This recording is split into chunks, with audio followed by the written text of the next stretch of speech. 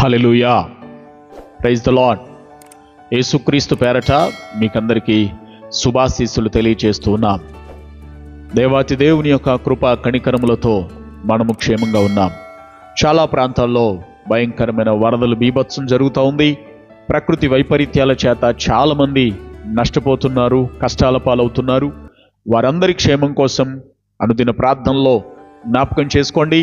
మేము కూడా వారందరి కొరకు మరియు మీ కొరకు ప్రార్థన చేస్తున్నాం. అందరి యొక్క క్షేమం కొరకై మనము ప్రార్థన చేయ బద్ధులమై ఉన్నాం. అలాగే దేవుని వాక్యాన్ని ధ్యానిస్తూ ఈ దినమంతా కూడా దేవుని కృపకు మనల్ని మనం అప్పగించుకుందాం. ఈరోజు కొరకైన దేవుని వాక్యం కీర్తనల గ్రంథములో 15వ కీర్తన 1వ వచనాన్ని ఈరోజు మనం చదవబోతున్నాం. యెహోవా, నీ గుడారములో అతిథిగా ఉండదగిన వాడు ఎవడు? నీ పరిశుద్ధ పర్వతము మీద నివసింపదగిన వాడు ఎవడు? ఈరోజు దేవుని యొక్క సన్నిధానములో నివసింపగలుగుట కొరకై, ఆయన యొక్క నివాసములో, ఆయన యొక్క సన్నిధానములో, ఆయన యొక్క పర్వతం ఎదుట జీవించగలుగుట కొరకై ఒక ప్రశ్న వేస్తున్నాడు. ఆయన ఆహ్వానిస్తున్నాడు. ఆయన సన్నిధానములో, ఆయన నివాసములో అతిథిగా ఉండ ఆహ్వానిస్తున్నాడు. అతిథి అనగానే ఒక గౌరవప్రదంగా అవసరాలు తీరుస్తూ, గౌరవిస్తూ, మంచి భోజనం పెడుతూ, ప్రతి ఈవిని వాళ్ళకు అనుగ్రహిస్తూ, వాళ్లను క్షేమంగా ఉండేటట్లు, సౌకర్యవంతంగా ఉండేటట్లు మనం చూస్తాం. అలాగే వారు అడక్కముందే వారికి ఏమేమి కావాలో తెలుసుకొని మరీ వాళ్ళకి ఇస్తాం. వాళ్లకు కొన్నిసార్లు ఇంకా ఎక్కువగా, ఇంకా శ్రేష్టమైనవి పెట్టాలని వారిని గౌరవించడం కోసం మనం అలా ప్రయత్నిస్తాం. అలాగే దేవుని సన్నిధానంలో మనం కూడా అలాంటి అతిథిగా ఉండగలిగే అవకాశాన్ని దేవుడు మానవులకు కల్పిస్తున్నాడు. అయితే ఎవరు అలా ఉండగలరు?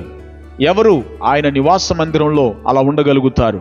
ఎవరు ఆయన యొక్క గృహంలో అతిథిగా ఉండగలుగుతారు ఆయన సన్నిధానంలో అనంటే, ఈ కీర్తనకారుడు చెబుతున్నాడు, పరిశుద్ధంగా ఉండువారు, నీతిని అనుసరించువారు, యథార్థమైనటువంటి ప్రవర్తన కలిగినటువంటి వారు, ఇతరులకు మేలు చేసేవారు, తప్పుల్ని లెక్క చేయకుండా క్షమించగలిగినటువంటి వారు, ఎవరిని కూడా అన్యాయంగా అనవసరంగా బాధించకుండా ఉండేటటువంటి వారు, అలాంటి వారికి ఆయన యొక్క నివాసములో అతిథిగా ఉండే అవకాశాన్ని కల్పిస్తున్నాడు.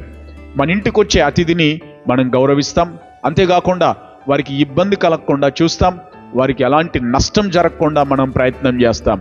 అట్లాగే దేవుని నివాసములో నీవు కూడా అతిథిగా ఉండడానికి ప్రయత్నం చేయగలిగితే, ఇందాక విన్నటువంటి ఈ యొక్క పద్ధతులను పాటించగలిగితే, నిన్ను కూడా దేవుడు ఒక అతిథిగా ఎంచి నిన్ను కాపాడుతాడు, నీ అవసరాలు తీరుస్తాడు, నిన్ను గౌరవిస్తాడు. నీకు ఎలాంటి నష్టం జరగకుండా, ఏ కష్టం రాకుండా ఆయన నిన్ను గౌరవంగా, ప్రేమతో, మర్యాదతో నిన్ను పోషిస్తాడు, సంరక్షిస్తాడు. ఆ ప్రకారము దేవునికి నీవు ఒక అతిథి వంటి వ్యక్తిగా ఉండేటట్లుగా ప్రయత్నం చేస్తావా? దేవుడు నిన్ను కాపాడుతాడు. మరొక మాట చెబుతాను.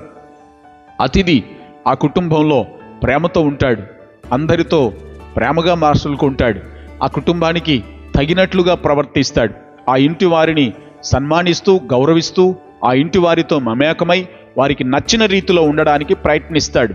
అలాగే నువ్వు, నేను, మనం కూడా దేవునికి నచ్చినట్లుగా, ఆయన నివాసానికి తగినట్లుగా, ఆయన సన్నిధికి గౌరవార్థంగా జీవించగలిగితే ఆయనకు అతిథి వంటి వారముగా ఉంటాం. తద్వారా ఆయన మనల్ని ప్రేమించి, పోషించి, కాపాడి భద్రపరుస్తాడు.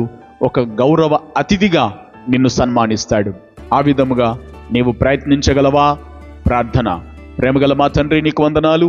ఇదిగో, మేము ఈ లోకంలో ఒకరికొకరము అతిథులుగా ఉన్నప్పుడు చేసే గౌరవాలు, మర్యాదలు మాకు తెలిసే ఉన్నవి. కానీ ఈరోజు నీ సన్నిధానములో, నీ నివాసములో, నీ గుడారములో అతిథిగా ఉండగలిగే అవకాశాన్ని ఇస్తానని మీరిచ్చిన మాట కొరకై స్తోత్రం.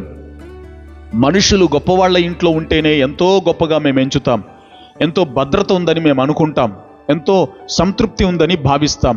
అలాంటిది దేవాతి దేవుడమైనటువంటి మీ సన్నిధానంలో, మీ గుడారములో అతిథిగా ఉండగలిగే భాగ్యం మాకిచ్చినందుకై స్తోత్రం.